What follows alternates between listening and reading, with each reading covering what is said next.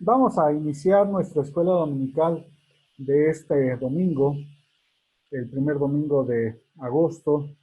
Ya con esto son varios meses que estamos en cuarentena, en emergencia sanitaria, y hemos tenido la oportunidad de seguir aprendiendo de la palabra de nuestro Señor a través de estos medios electrónicos. Oremos, hermanos, hermanas, para tener esta oportunidad de estudiar el libro del profeta Jeremías en su capítulo 38. Oremos. En esta mañana, Señor, rogamos que tu bendición siga con nosotros, que tu Espíritu Santo hable, nos comparta de esa luz de tu palabra, que ilumine nuestras vidas en la comprensión de este capítulo 38 de Jeremías. Te rogamos, Padre, que en el nombre de Jesucristo tú nos llenes de tu inspiración y podamos, Señor, aprender de ti en la experiencia de cada día para ponerlo en práctica en nuestras posibilidades. Por Jesucristo nuestro Señor. Amén. Amén. Bueno, nos toca ver al profeta Jeremías, capítulo 38. Este capítulo, bueno, voy a dividir la sesión, la clase, en, en tres secciones, por decirlo así. Un pequeño resumen así súper rápido. Otro voy a entrar en los detalles de lo que está allí expresado. Y el último va a ser como la reflexión o el mensaje que podemos rescatar de este pasaje del capítulo 38. Entonces, a manera de resumen brevísimo, Jeremías está, bueno, en el capítulo 37 nos quedamos que Jeremías está en el patio de la cárcel, de la casa de Jonatán, un príncipe del pueblo hebreo, del pueblo judío. Eh, el pueblo de Babilonia, o el ejército, más bien el ejército de Babilonia, se ha alejado momentáneamente porque el ejército de Egipto quiere apoyar al pueblo judío, y pues entonces, a manera de estrategia militar, los babilonios se enfrentan a Egipto, dejan de momento un tiempecito como que en paz la ciudad de Jerusalén, y por la prédica que está dando Jeremías, que es a favor de los babilonios, pues muchos lo atacan, lo encarcelan en el patio de la casa de Jonatán, y en este pasaje lo echan no solamente en la cárcel del patio, sino también lo echan dentro del pozo o de la cisterna que está dentro del patio de este varón. Mientras, como les digo, pues la ciudad está un poco tranquila, un poco, porque los babilonios se han alejado. Y en eso que está esta situación de Jeremías en la cisterna o en el pozo, eh, pues es rescatado por un etíope y que es enviado por el rey Sedequías, pero pues Sedequías tiene miedo de sus príncipes, de sus autoridades, aunque él es el rey, les tiene miedo a los demás príncipes, y entonces consulta en secreto a Jeremías para ver qué es lo que Dios ha dicho, a lo cual llegan a un acuerdo al final, que podemos ahí hacer algunos comentarios. Entonces, en resumen, Jeremías está en este pasaje 38. Jeremías, por la prédica que está haciendo, es metido en una cisterna, y un etíope le ayuda a salir. Sedequías, rey, tiene miedo de sus príncipes, pero aún así consulta a Jeremías y él llega a un acuerdo con él para llevar adelante pues la vida de ambos, un poco más llevadera. Ese es el resumen. Vamos a las características. Primero están una serie de personajes. En el versículo 1, mi hermano Luis, si lo lee, por favor. Sí. Oyeron Cefatías, hijo de Matán, Galadías, hijo de Pasur, Jucal, hijo de Selamías, y Pasur, hijo de Malaquías, las palabras que Jeremías hablaba a todo el pueblo diciendo. Ok, ya está ahí. Tenemos aquí 4 personajes.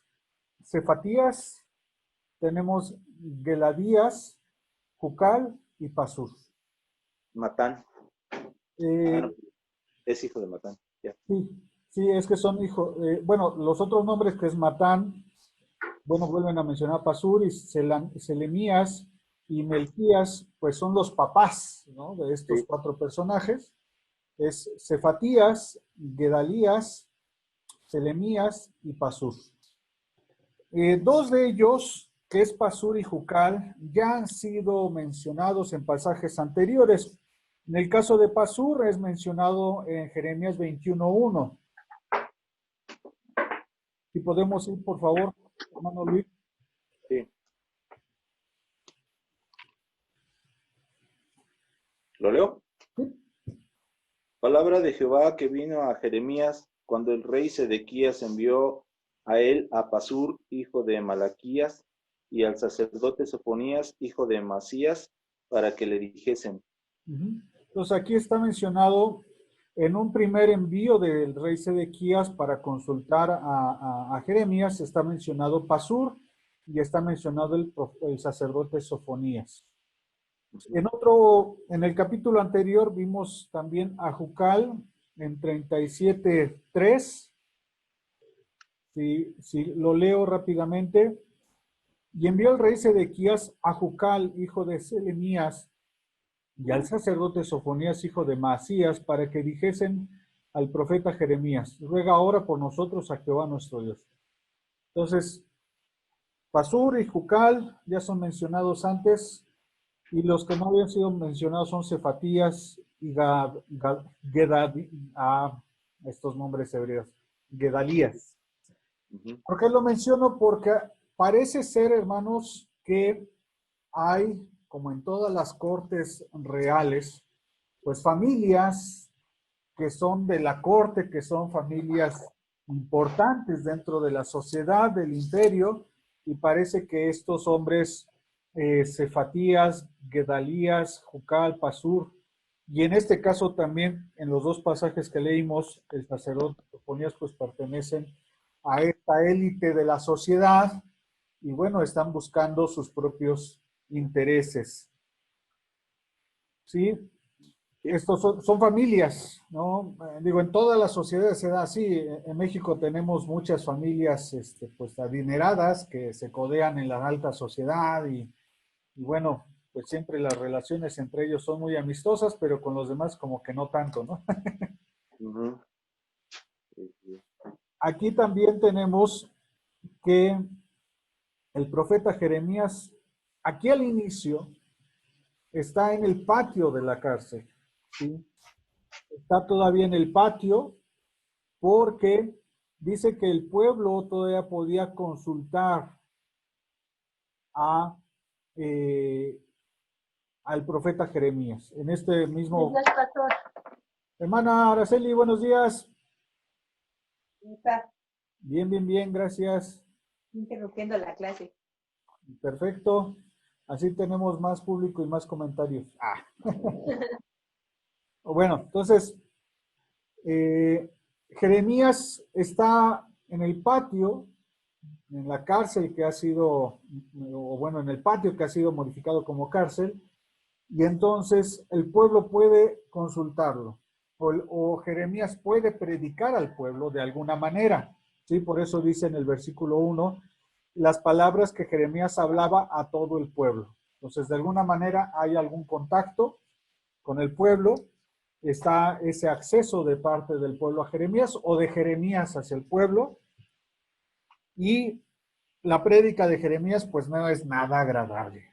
Dice, el que se quedara en esta ciudad morirá a espada o de hambre o de pestilencia, mas el que se pasare a los caldeos vivirá, pues su vida le será por botín y vivirá.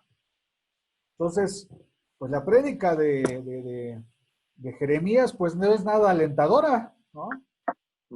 Yo me puse, cuando estaba leyendo esto, me puse a a hacer un símil. Si, por ejemplo, Estados Unidos nos invadiera y alguien a viva voz dijera, no, pues hay que pasarnos del lado de Estados Unidos a hacernos amigos de ellos. Digo, a nadie le gustaría escuchar esas expresiones, Ajá. ¿no? Obviamente esto enoja a muchas personas y por ello dicen los príncipes en el versículo 4, muera ahora este hombre. ¿Sí? En el versículo 4 dice, y dijeron los príncipes al rey, muera ahora este hombre, porque de esta manera hace desmayar las manos de los hombres de guerra que han quedado en esta ciudad y las manos de todo el pueblo. Pues sí, o sea, la prédica de Jeremías no es nada alentadora, ¿no? Hasta sonaríamos como que está traicionando. Francamente, que nos digan, pásense con los enemigos, Sí. es traición, o sea, seamos fríos en ese sentido, esta expresión es de traición. Y pues le reclama, ¿no? Porque dice, ¿por qué este hombre no busca la paz de este pueblo, sino el mal? Pues es Así lo que es. piensan ellos.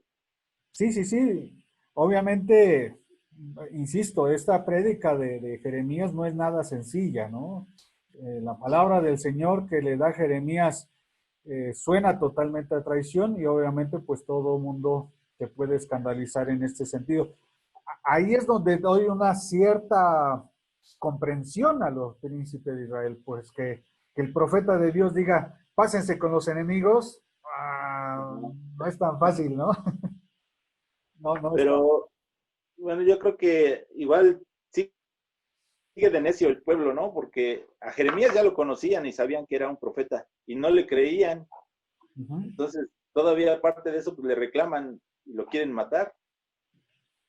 Claro, claro. Sí, en ese sentido, viendo todos los contextos pasados de que Jeremías, las palabras que Dios le ha dado a Jeremías se han ido cumpliendo, obviamente, pues esta palabra tendría que ser escuchada, ¿no? Tendría que ser atendida como cierta, pero aquí los príncipes lo toman como una traición. Uh-huh.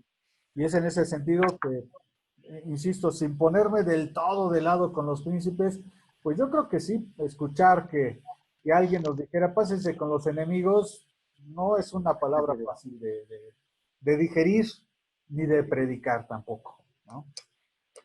El rey Sedequías, ante esta realidad que está sucediendo y la presión de los príncipes, dice, bueno, pues yo me lavo las manos, ustedes hagan con él con lo que quieran. Esto en el versículo 5, dijo el rey Sedequías, aquí él está en vuestras manos, pues el rey nada puede hacer contra vosotros. Se lava las manitas, pues es bronca de ustedes, si ustedes le quieren hacer algo, pues háganselo, yo me lavo las manos, es su bronca, ¿no? Vemos con esto una actitud muy débil de Sedequías contra sus demás príncipes, con las demás autoridades. Y bueno, es en ese momento que estos príncipes toman a Jeremías y lo echan en una cisterna en la casa de Malquías, hijo de Amelec. Y quiero aquí hacer un comentario. Estas cisternas normalmente como tal servían como para sacar agua. Era la intención de todas estas cisternas, pero cuando las cisternas se secaban, también eran usadas como prisiones, como cárceles, pero de una manera más extrema, porque como dice el versículo 6, Jeremías cae en el cieno, ¿sí? Y se hundió Jeremías en el cieno. Versículo 6 al final. ¿Qué será el cieno, pastor? El cieno, pensemos un poquito, hermanos, cuando se nos encharca el agua,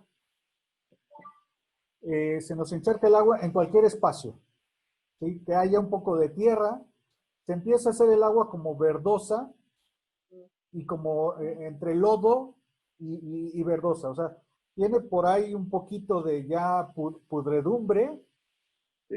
es lodo pudriéndose para acabar pronto. Ajá. ¿Sí? Es lodo pudriéndose y digo, lo hemos visto en varios de los espacios donde tenemos tierra, donde se nos empieza a encharcar, se empieza a ver como verdoso y se hace Sí. lodo verdoso. Ujú.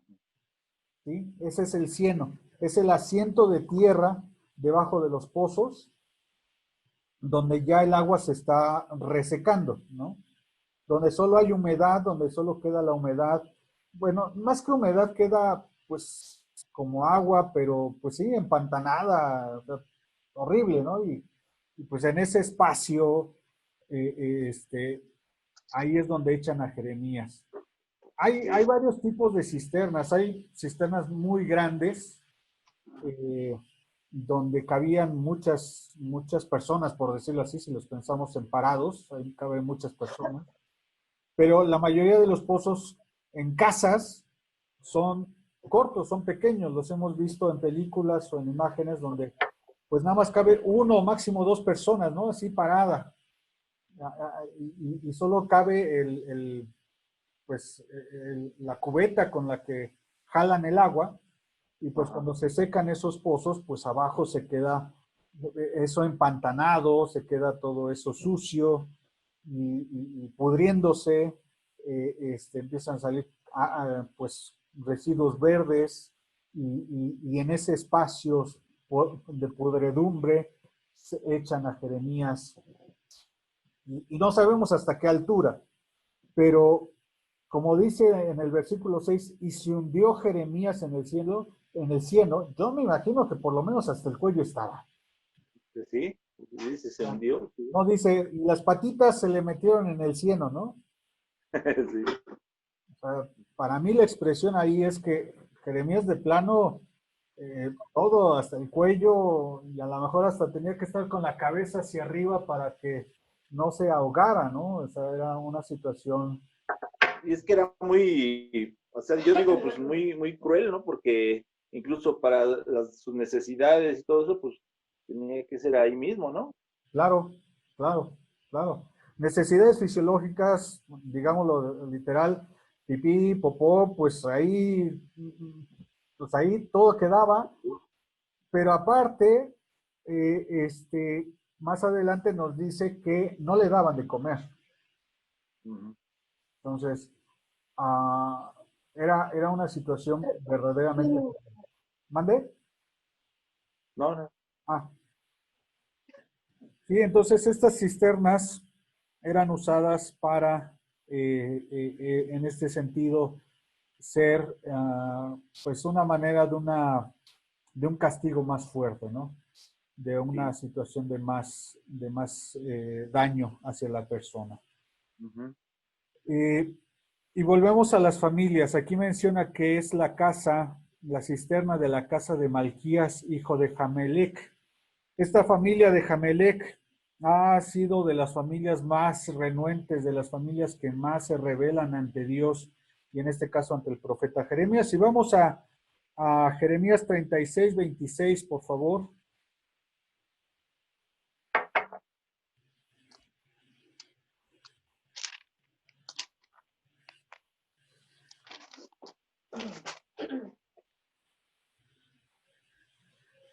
Si lo lee mi hermano. Sí. También mandó el rey a Jeramel, hijo de Amelec, y Seraías, hijo de Ariel, y a Selamías, hijo de Abdeel, para que le pidiesen para que prendiesen a Baruch el escribiente y al profeta Jeremías, pero Jehová los escondió. Entonces, aquí el primero que menciona, bueno, hay tres nombres, pero está Je, Jerameel, hijo de Amelec. ¿Sí? Esta familia de Amelec, pues es toda una fichita, ¿no? Esta ¿Sí? familia, aquí vuelve a mencionarse, ya regresando a 38:6, está Melquías, hijo de Amelec. Esta familia de Amelec es. Son pillos, son pillos. Sí, sí, sí, o sea, son duros contra Jeremías, ¿no? O sea, lo traen entre, como decimos coloquialmente, entre ceja y ceja, ¿no? Ahí lo traen Sí, bien casadito. sí. Entonces, pues esta familia también es algo especial. Pero, pues siempre están las manifestaciones de nuestro Señor. Cuando las cosas se complican muchísimo, llega el pero de Dios, ¿no? Llega el pero de Dios y dice, bueno, pero oyendo a Melech, hombre etíope, eunuco de la casa real, que habían echado a Jeremías en la cisterna, y estando a la puerta, el rey en la puerta de Benjamín, le avisó al rey que Jeremías estaba en estas condiciones. Como comento, también aquí menciona que está en la cisterna y que en el versículo 8 al final dice, al cual hicieron echar en la cisterna porque allí morirá de hambre, pues no hay más pan en la ciudad.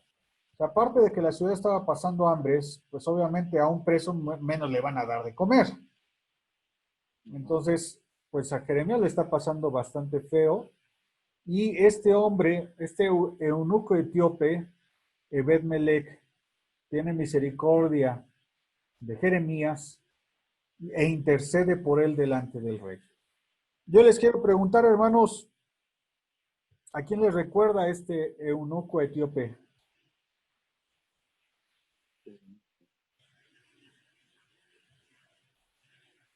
No me acuerdo. ¿No? En Hechos, cuando Felipe se acerca a otro eunuco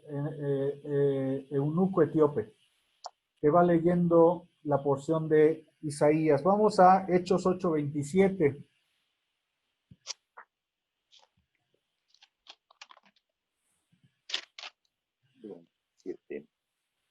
Entonces él se levantó y fue, y sucedió que un etíope eunuco, funcionario de Candace, reina de los etíopes, el cual estaba sobre todos sus tesoros y había venido a Jerusalén para adorar.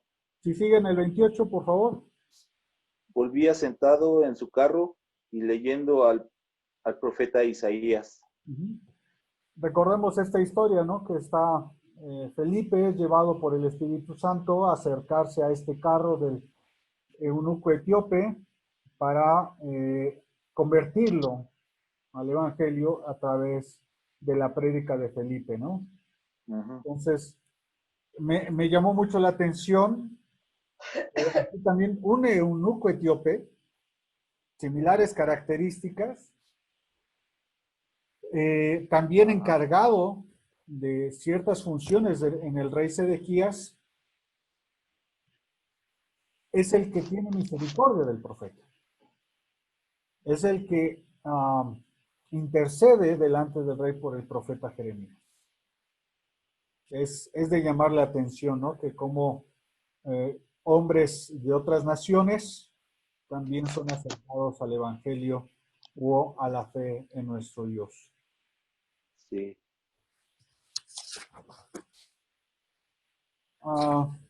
Dadas las circunstancias, por la mediación que hace este etíope, pues el rey Sedequías lo manda a que lo saquen de la cisterna, pero a escondidas, ¿no? Lo sacan a escondidas, manda una pequeña comitiva de soldados, 30 hombres, dice en el versículo 10, dice, toma 30 hombres de aquí y saca al profeta de la cisterna antes de que muera. Y Ebed-Melech no solo pues lleva las cuerdas, togas, dice ahí el versículo 11, sino que también lleva trapos viejos y ropas roídas y andrajosas. Y uno dirá, bueno, pues, ¿por qué? Pues, ¿para qué estos trapos, no? Imaginemos, hermanos, por eso yo estoy más convencido que Jeremías sí estaba hasta el cuello, literalmente, del cieno, hundido hasta el cuello. Imaginemos que le avientan una soga a Jeremías y le tiene que pasar la cuerda por debajo dice ahí de los sobacos, pues de las alitas, de las axilas, para que no se oiga raro. Y pues obviamente al tratar de jalarlo de ese cieno, de esas tipo arenas movedizas, pues van a lastimar muchísimo a Jeremías, ¿no? Ajá. Digo, todos hemos jalado cuerdas con las manos o nos las hemos puesto en la espalda para cargar algo. ¿Y cómo nos marcan las cuerdas? Pues Sí. estos trapos sirvieron para que no lastimaran tanto al profeta. Por eso dice ahí en el versículo 12, pon ahora esos trapos viejos y ropas raídas y andrajosas bajo los sobacos, debajo de las sogas, y lo hizo así Jeremías. O sea, este etíope no solo sacó al profeta, sino lo trató de sacar con el mayor cuidado posible, Ujú. para que las cuerdas no lastimaran al profeta, la piel del profeta. Sí. Es todavía de admirarse más la acción de este eunuco etíope Ebed Melech.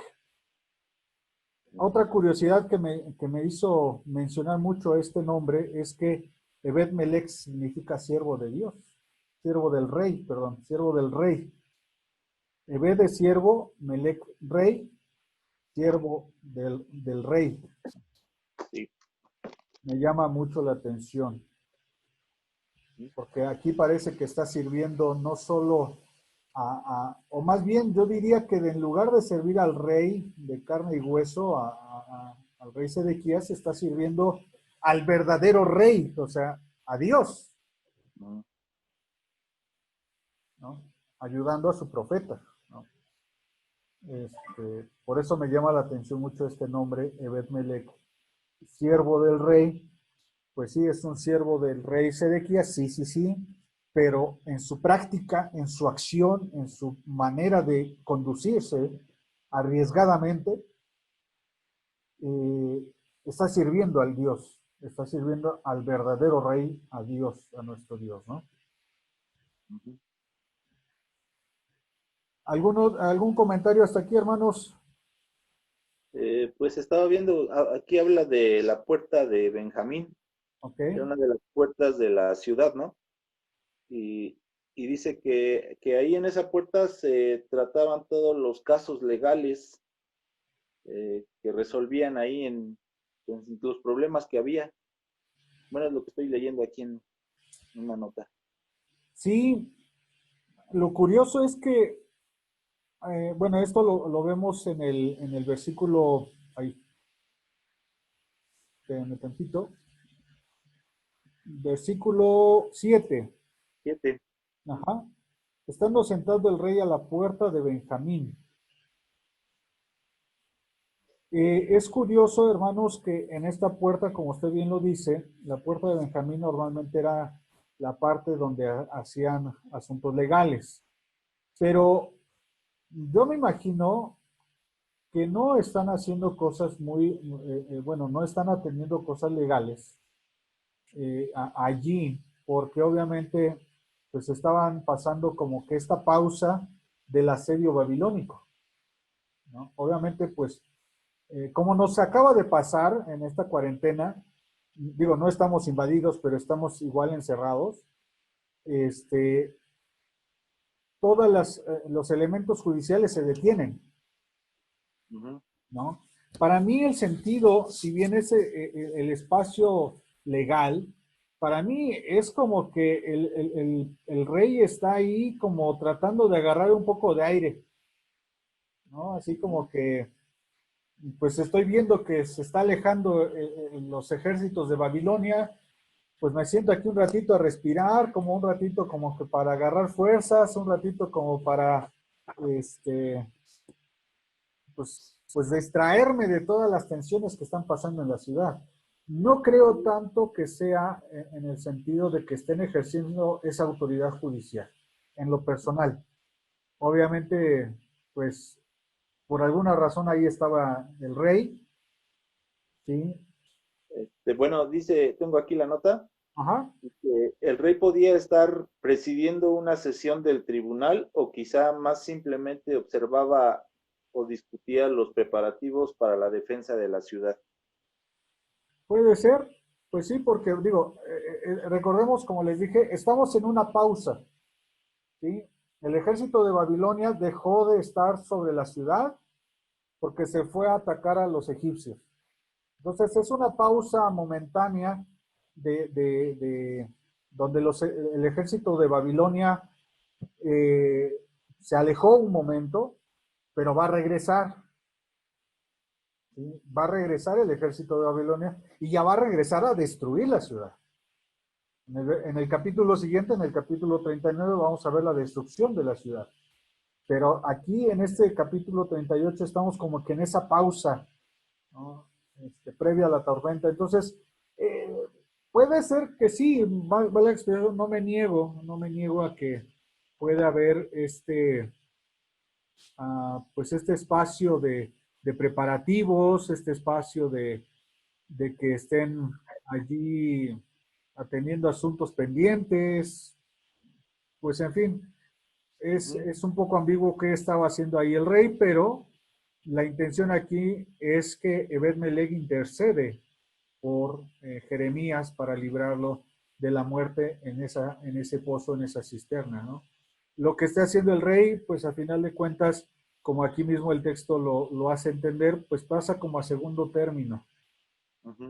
No porque más bien es porque no es tan importante en la narrativa, sino lo importante es señalar cómo este etíope eunuco interviene para librar a Jeremías y en este sentido está sirviendo a Dios, ¿no? Sí. Bueno, seguimos. ¿Algún otro comentario antes de la consulta de Sedequías? No. No. Bueno. No. Dice que después se envió Sedequías, versículo 14, e hizo traer a Jeremías a su presencia a la tercera entrada de la casa de Jehová.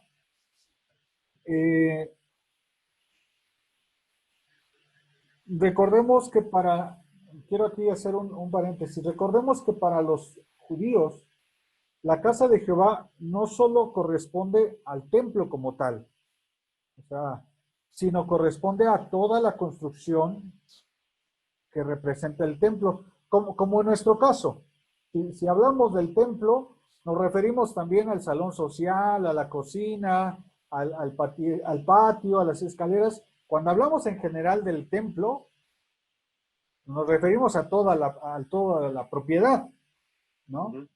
Aquí en este sentido también cuando se habla de la casa de Jehová, no se refiere solo al santuario, sino se refiere a toda la construcción. Y es ahí donde es presentado Jeremías.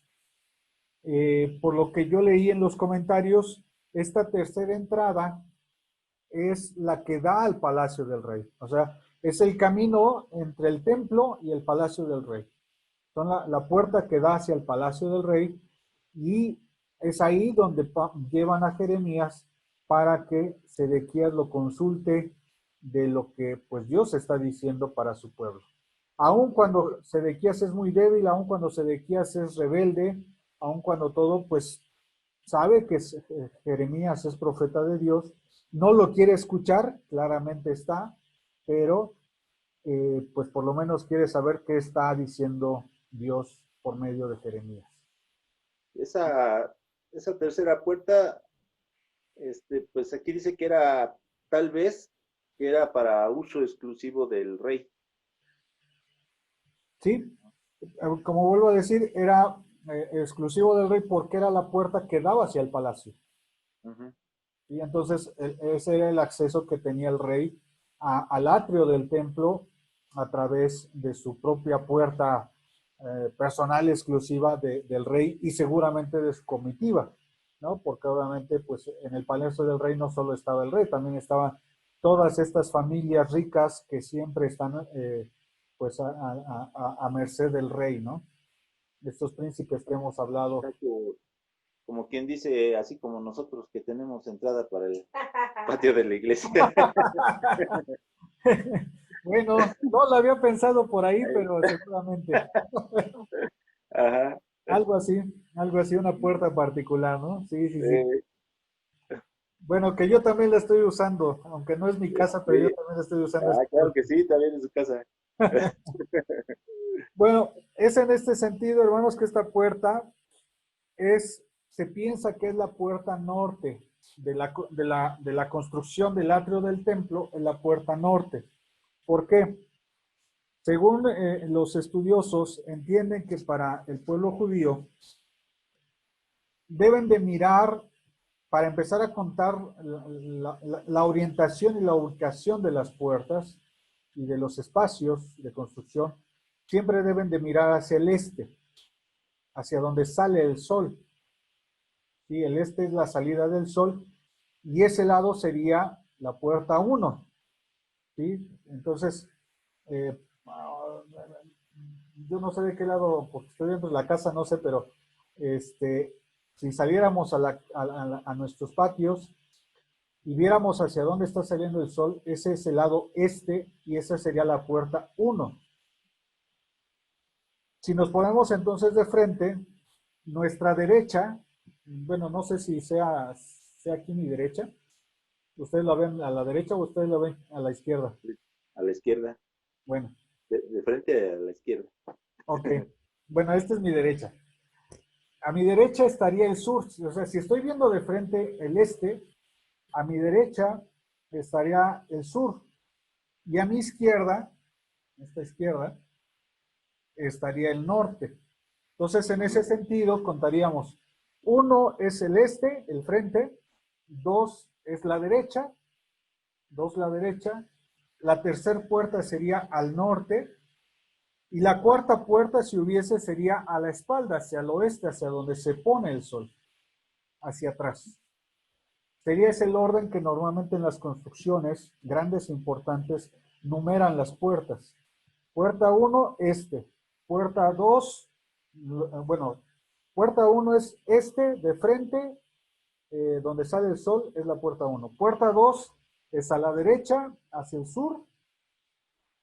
Puerta 3 al norte, a la izquierda. Y puerta 4 hacia el oeste, la parte o la espalda de quien está viendo la orientación de las puertas. ¿Sí? Ujú. Y entonces la puerta norte, la puerta izquierda, sería la que da al templo y la que da al Palacio del Rey. ¿Sí? Ujú. ¿Sí? ¿No los hice bolas con la orientación? No, no, No, está bien. Ok. Bueno, cuando ya se empiezan a entrevistar, dice el rey en el versículo 14, eh, te haré una pregunta, no me encubrirás ninguna cosa. Y Jeremías le dijo a Sedequías, versículo 15, si te lo declarare, ¿no es verdad que me matarás? Y si te dijera un consejo, ¿no me escucharás? No me escucharás. Obviamente la reacción de Jeremías ante la pregunta de Sedequías es que, pues, no te tengo confianza, no tengo nada de confianza en ti, rey Sedequías, porque cuando yo estuve predicando al pueblo, en lugar de defenderme, me entregaste a los príncipes del pueblo y los príncipes me echaron a la cisterna. Entonces, ¿cómo voy a confiar ahorita en ti? Ujú. De decirte las palabras, Y no me vas a matar. pues si a final de cuentas, si lo que yo estaba diciendo antes era más tranquilo, Eh, me echaste a la cisterna o permitiste que me echaran a la cisterna, pues ahora si te digo la verdad, pues me vas pues a sí. acabar matando, ¿no? Y no lo dice con Ujú. miedo, quiero aclarar. Esta expresión de Jeremías no lo dice con miedo, sino es la confrontación a la autoridad. ¿Sí? Jeremías no le tiene miedo al rey, no tiene miedo de anunciar las palabras. Lo que le está haciendo al rey Sedequías es confrontarlo con su realidad, con su propia debilidad. A ver, rey, cuando yo expresé estas palabras al pueblo, tú no interveniste en absoluto y dejaste que me tomaran por preso. Entonces, ten por cierto que si vuelvo a predicar algo, pues van a acabar matándome porque tú no tienes autoridad para defender a quien viene de parte de Dios.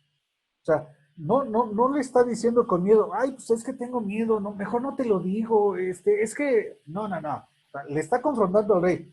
Tú fuiste débil y por eso me echaron a la cisterna. ¿Quieres que te diga hoy la verdad? Entonces, sé valiente. Si fuéramos mexicanos, diría, pues sé hombre, toma tus Sí. pantalones, ¿no? Cíñete y, y acata las consecuencias, ¿no? Ujú. Sí, sí quisiera que entendiéramos esto. O sea, Jeremías no le tiene miedo al rey. Jeremías no le tiene miedo ni a la muerte. Ujú. Sino más bien en esta expresión que hace Jeremías es para confrontar la realidad que está, el que tiene miedo es el rey, Sí, ¿no? porque tiene la curiosidad, ¿no? De saber. Y lo hace a escondidas. Ujú. Y porque como dijeron hace rato, ha visto que lo que Jeremías ha profetizado se ha cumplido. Exacto, exacto. Entonces, aquí no entendamos que las palabras de Jeremías, esa negativa de responderle al rey es por miedo. No, en absoluto, no es nada de miedo, sino es una confrontación a la debilidad que ha manifestado el rey Sedequías, ¿no? Entonces, en este sentido, dice, no, mira, pues, pues no te voy a hacer nada, no te mataré, no te entregaré a manos de estos varones que buscan tu vida. Yo te voy a proteger, ¿no? O sea, también ahí se ve en su respuesta, pues que sigue siendo débil, ¿no? Sigue siendo en su respuesta, débil el rey Sedequías. Y bueno, pues ya le expresa lo que va a pasar. Si te entregas enseguida a los príncipes de Babilonia, tu alma vivirá, la ciudad no será puesta en fuego y vivirás, ¿no? Si te entregas por las buenas, pues las cosas van a ser bonitas o lo más bonito posible y Ujú. aún así, pues, eh, aun cuando haya personas que estén en contra, pues no te preocupes porque Dios va a cuidar de ti. Y Jeremías dice, digo, perdón, Sedequías dice, no, pues es que eso no me conviene, o sea, ya la gente se me va a voltear y van a ser ellos los que me van a echar en tierra, ellos van a ser, y volvemos a la debilidad del rey, o sea, la respuesta de Sedequías es, me da miedo la gente, Ujú. ¿no? Esto lo vemos en el versículo, en el versículo 19, y dijo Tenía el más rey temor de la Sedequías, gente que de Dios. ¿mandé? Eh, Perdón. Le tenía más temor a los hombres que a Dios. Exacto, exactamente, hermana Araceli. Versículo 19. Y dijo el rey Sedequías a Jeremías, tengo temor de los judíos ya. Ujú. que han pasado a los caldeos, no sea que me entreguen en sus manos y me escarnezcan. Ujú. O sea, lo que acaba de decir nuestra hermana Araceli, le tenía más miedo a las personas, a lo que dijeran o lo que hicieran las personas, que a la palabra de Dios. O sea, seguimos viendo un rey débil, un rey que no sabe ejercer su autoridad y que tiene miedo Ujú. de los ciudadanos o de la gente de su entorno, ¿no? Sí. El profeta le dice, no te entregarán, oye ahora la voz de Jehová que yo te hablo, y te irá bien y vivirás. O sea, Ujú. le vuelvo a decir, oye, o sea, no tengas miedo, no tengas temor, o sea, si tú cumples la voluntad de Dios, te irá bien y vivirás. Sí. Sedequías no hace caso, ¿no? Sigue teniendo miedo a sus príncipes, a esas familias pudientes, y pues solo lo que hace es proteger, termina protegiendo al profeta, ¿no? Ujú. En lugar de hacer caso a las indicaciones de Dios por medio del profeta Jeremías, tuvo más miedo a los hombres, a las personas, a las familias pudientes de su reino, y pues solo se dedica a proteger a Jeremías para que no le haga nada, ¿no? Ujú. Entonces vemos con mucho temor a este rey, no tiene autoridad, no tiene ninguna palabra honrada, honesta, y solo se va inclinando a quien pues menos le haga daño, ¿no? Es de llamar Sí. la atención los últimos versículos del 24 al 28, ahí sí yo francamente no entiendo muy bien. Ya leí varios comentarios, pero no sé por qué llega a Jeremías en este sentido. El acuerdo es que, bueno, te voy a proteger, pero no les digas, ya no digas a los demás, sobre todo a las familias pudientes, pues estas mismas palabras de que se entregue, ¿no? Ujú. Parece, por lo que yo logro comprender, Jeremías deja de predicar, ¿no? Porque cuando los príncipes le preguntan en el versículo 25, dice, decláranos ahora que hablaste con el rey y no nos los encubras y no te mataremos. Asimismo, ¿qué te dijo el rey? Y Jeremías no dice lo que habló con el rey, Ujú.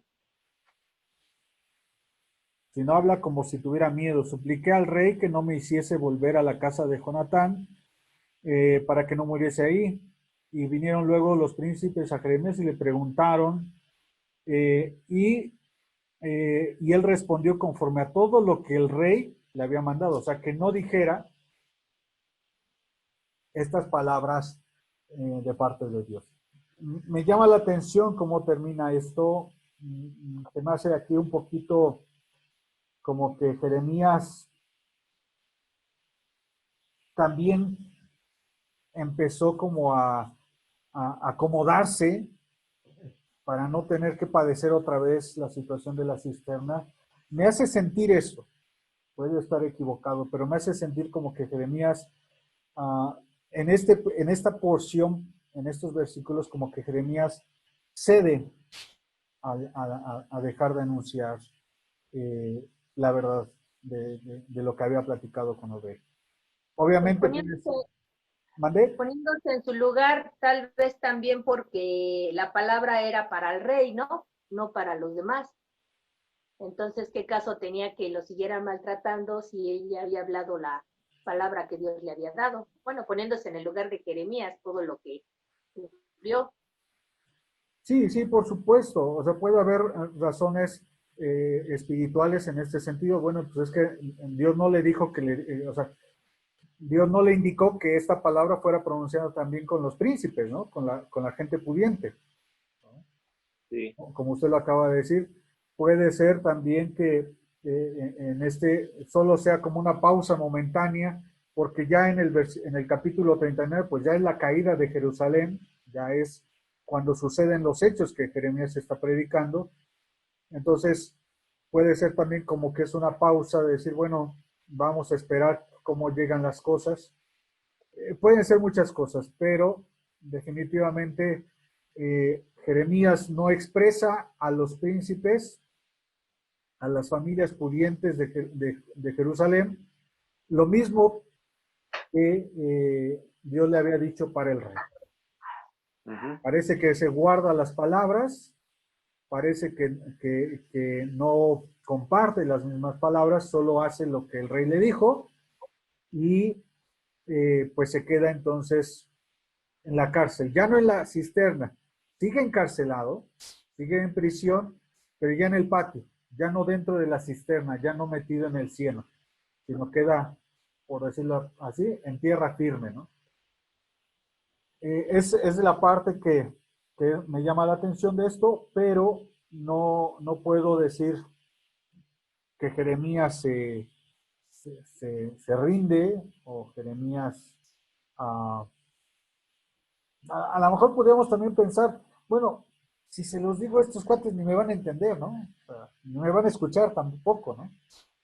Ujú. O sea, hemos visto que son familias totalmente renuentes a la palabra de Dios. O sea, a lo mejor también Jeremías dice, o sea, ni me conviene que se los diga, pues estas personas ni me van a hacer caso. Ujú. Podríamos pensar a veces como cuando tenemos algún tipo de discusión con alguna persona que sabemos que no nos escucha, Ujú. a veces decimos, ¿para qué sigo discutiendo? O sea, si no me va a escuchar esa persona, Sí, ¿para qué sigo discutiendo, no? sí. Digo, puede ser un jefe, puede ser un compañero de trabajo, aún en la calle, cuando hemos tenido algún contratiempo en la calle, O sea, a veces nos damos cuenta que la persona que está enfrente de nosotros no nos va a escuchar. Como decimos, le entra por una oreja y le sale por la otra. Exacto, ¿no? Y podríamos también tomar este sentido en estos versículos finales. Jeremías dice, pues, ¿para qué les predico? O sea, si esta Ujú. gente le va a entrar por un lado y les va a salir, pues, ¿para qué les digo? Mejor no les digo nada, Lo iban ¿no? a matar. ¿Mandé? Sí, si no lo mataban. No nomás eso, lo iban a matar. Bueno, aparte que lo iban a matar, ¿no? Pero es que yo no veo a Jeremías con miedo. O sea, Ujú. este pasaje yo no lo veo con miedo ante la muerte. Más Sí. bien, yo creo o que el Señor le dijo, pues ya no les hables a ellos, o él en su propia conciencia dijo, no te van a escuchar. O sea, se dijo a sí mismo Jeremías, ¿para qué les dices si no te van a escuchar? Ajá. Son gente necia, ¿para qué les predicas, no? Pero yo no le veo como tal un miedo, Ujú. ¿no? Sí me llama la atención, pero no veo a Jeremías con miedo, Sí. ¿sí? Bueno, hasta aquí terminamos como que los detalles del pasaje. Ah, ¿Algún comentario? No, pues no. ¿No? Bueno, ahora viene la reflexión. El pueblo judío, incluyendo a estas familias pudientes y al rey, no estaban escuchando la voz de Dios. O sea, los que eran del pueblo de Dios no estaban escuchando al profeta. Y bueno, nuestro hermano Alfredo durante todos los capítulos anteriores nos enfatizaba mucho esto. El pueblo no escuchaba a Jeremías, ¿no? Pero alguien, y voy a poner así, voy a ponerlo así con un tono despectivo, pero alguien que no era del pueblo, sí escuchó al profeta, sí escuchó a Dios y sirvió a Dios. El eunuco etíope. Mm. O sea, veo este pasaje muy, muy marcado en este sentido. El pueblo no escucha a Dios y el que no es pueblo, sí escucha a Dios. Ujú. Y hasta sirve a Dios, ¿no? El que es Sí. pueblo se siente superior y no escucha a Dios.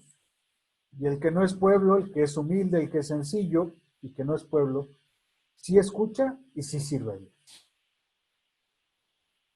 Ujú. Todos en general, hablando en general, todas estas familias pudientes, el rey tiene miedo. O sea, vemos un pueblo totalmente, el pueblo de Dios totalmente decadente, porque han hecho oídos sordos a la voz de Dios. Pero el pueblo que no, valga la expresión, que no es pueblo de Dios, o las personas que no son del pueblo de Dios, como este eunuco etíope, Ebed Melech, pero que son sensibles, que son humildes, si escuchan la voz del profeta y sirven a Dios salvando a su profeta. Y esto, hermanos, también nos debe hacer un poquito de ruido o un muchito de ruido cuando a veces nos sentimos que ya somos parte del pueblo elegido de Dios, ¿no?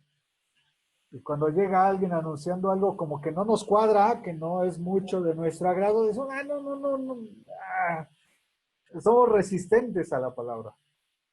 Ujú. Pero gente que es humilde, sencilla, abierta a escuchar la palabra, aunque no asistan a la iglesia, pues se vuelven parte del pueblo de Dios. Y ahí tendríamos que autorrevisarnos si en algún momento no tendemos como iglesia a ser de esta parte orgullosa del pueblo de Dios. No, yo ya soy del pueblo, yo ya tengo casi mi salvación ganada y nadie me la quita, ¿no? Porque ya soy del pueblo. Ujú. Pero nos damos cuenta que a veces también gente que no es podemos decir, del pueblo, siervos más fructíferos que muchos de nosotros dentro de la iglesia. Creo que aquí también no solo es revisar y decir, ellos son, el pueblo judío es el pecador, es infiel a Dios, sino también revisarnos a nosotros mismos si nuestra manera de conducirnos no estamos haciendo lo mismo que el pueblo en ese momento.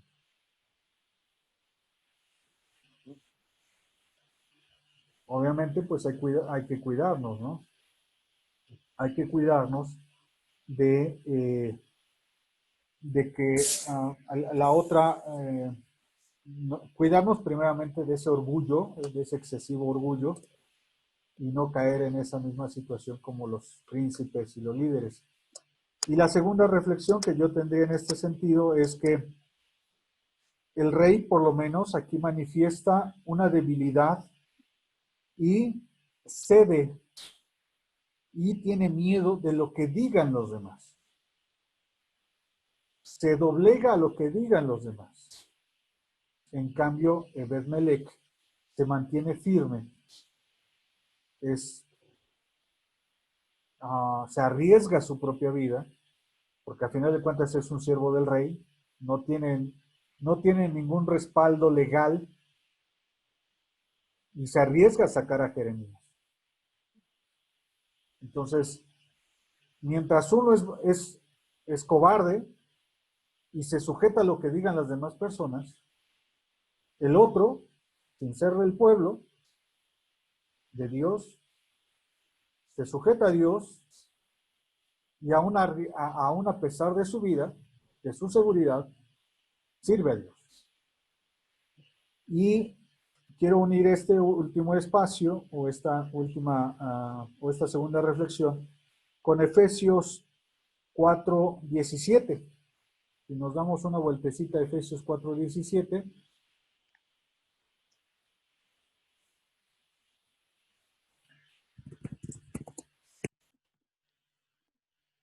Y brincamos al 23 y 24.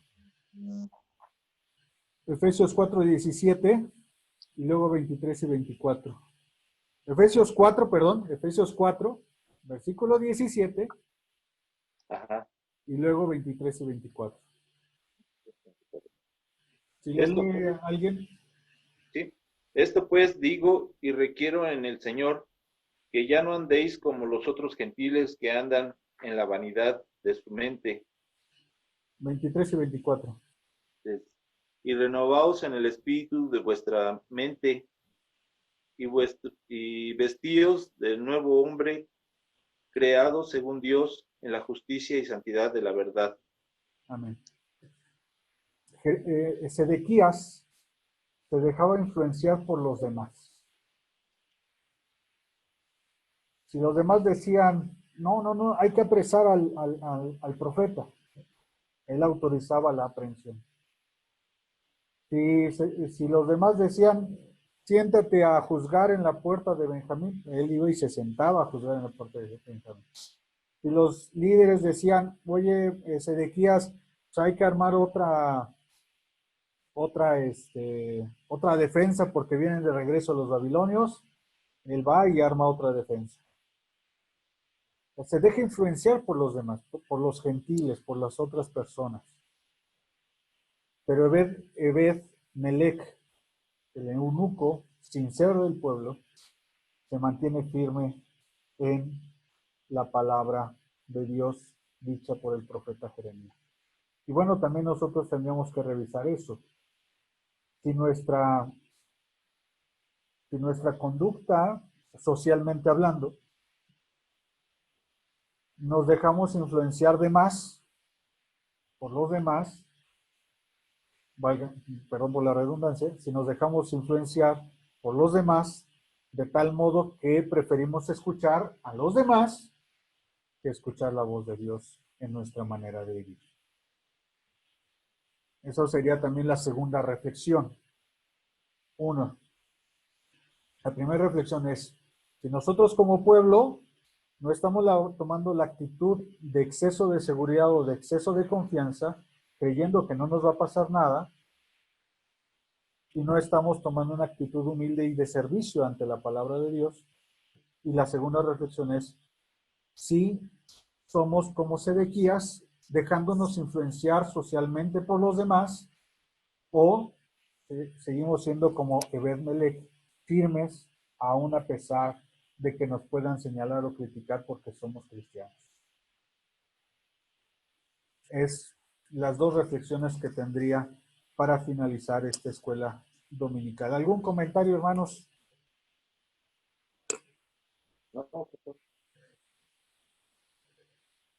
No dije ninguna pedrada, no era ninguna indirecta, lo aclaro. No. Es que como que los dejé muy pensativos y dije, ching, creo que no la haya regado. No, pues solo que la humanidad no ha cambiado, ¿no? Seguimos igual que en los tiempos de Sedequías.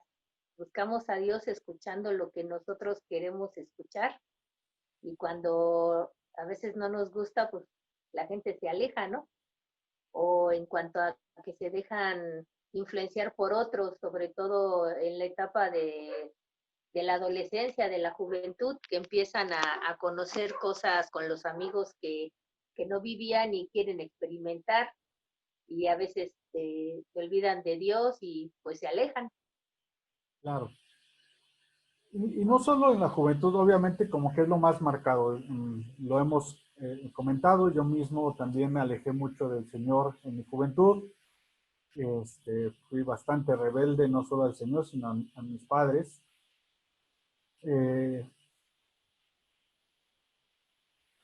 Y preferimos muchas veces unirnos para ser aceptados, para ser recibidos socialmente, pues en otros grupos, ¿no? Pero pues aquí el llamado es, por un lado, escuchar siempre la voz de Dios y ser firmes en ese sentido. Sí. Porque también, digo, o sea, no es solo los jóvenes, también nosotros, hermanos, o sea, no estamos exentos de en algún momento, si alguno de nuestros jefes, pensando en los trabajos, ¿no? Si alguno de nuestros jefes dice, oye, pues haz esta tranza por mí, o si no pierdes el trabajo, ¿no? Pues hay muchos que dicen, pues sí, está bien, jefe, pues con tal de no perder el trabajo, pues le entro a eso, ¿no? Ajá. Y no son jóvenes, o sea, son personas adultos mayores, bueno, adultos como nosotros, ¿no? Uh-huh. Y hay quienes también, pues por quedar bien en la sociedad, por un lado en la iglesia son personas muy santas, pero fuera de la iglesia por quedar bien con sus amigos, con los compadres, pues son de otra manera, ¿no? Uh-huh. Y no son jóvenes, o sea, también son adultos. Entonces, esta palabra es para todo mundo, ¿no? Sí, pensando en jóvenes, porque somos como que los que a veces nos dejamos influenciar más, pero también los adultos podemos estar en esta misma situación. Bueno, para no consumir más tiempo, hermanos, vamos a terminar con una oración. Uh-huh. Señor, en esta mañana agradecemos tu bendición porque nos has permitido descubrir muchos detalles de este pasaje, de este capítulo 38 de Jeremías. Pero sobre todo, ver cómo quienes forman parte de tu pueblo muchas veces están rebeldes contra ti. Y quienes no son parte de tu pueblo son los que son más fieles a ti. Ayúdanos entonces a reflexionar y a meditar en nuestros corazones si estamos siendo fieles a ti y no estamos cayendo en ese orgullo. Y por el otro lado, si en nuestra vida social somos reflejo fiel de tu amor y de tu gracia, o nos dejamos influenciar por los demás y caemos, Señor, en otras situaciones que no te agradan. Ayúdanos a reflexionar en nuestra vida personal y como comunidad de la Iglesia para ser siempre fieles a ti. En Jesucristo nuestro Señor. Amén y amén. Amén. Amén.